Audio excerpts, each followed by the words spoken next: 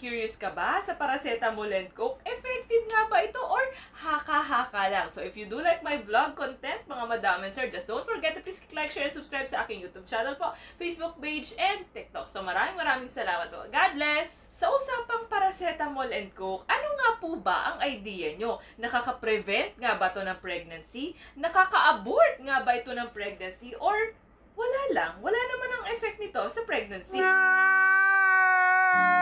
Magtatanong tayo sa ating mga kababayan, ang paracetamol at coke daw pag pinagsabay ay nakaka-abort.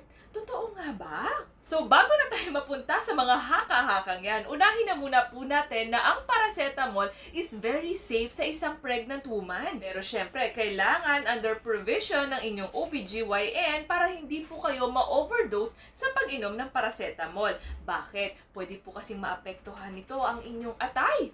Tanong, ang every 4 hours po ba ay nakaka-overdose? Hindi po, as long as prescribed po ito ng inyong OBGYN or inyong doctor na mag-take po every 4 hours with a short period of time, it's still safe po. Isama na rin natin na hindi po lahat ng gamot ay tinatawag nating abortion pill. What?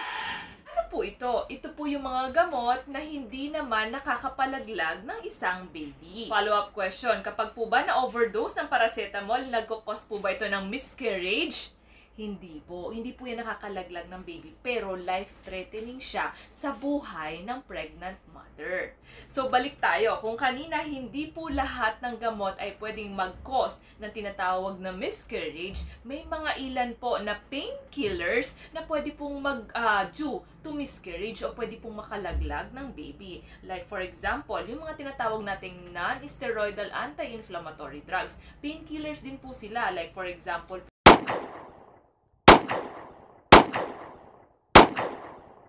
itong mga to ay pwedeng mag-cause ng miscarriage. Iba po sila sa tinatawag nating paracetamol na mas safe saan sa mga pregnant woman. How about the coke? Totoo po bang nakakapatay po ito ng tamod o similya ng isang lalaki? Yeah, boy. Actually, wala naman po silang sinabi sa product nila na sila ay spermicidal. Ano yun? Yung nakakapatay ng mga tamod ng isang lalaki. Damn! So definitely, coke is a myth.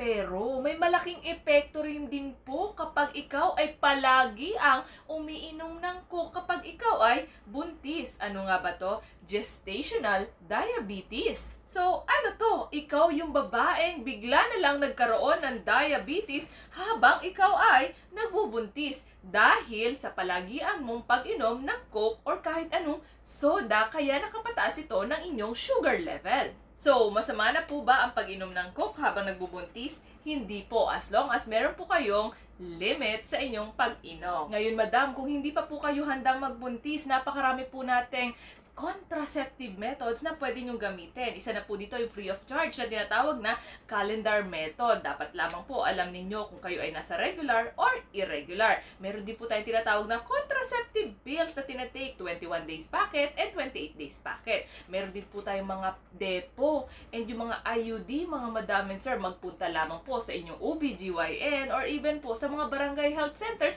para po magpaturo kung ano po ba itong nasasakupan ng mga contraceptive methods natin. Tandaan, lahat po ng sobra ay masama. So, God bless po!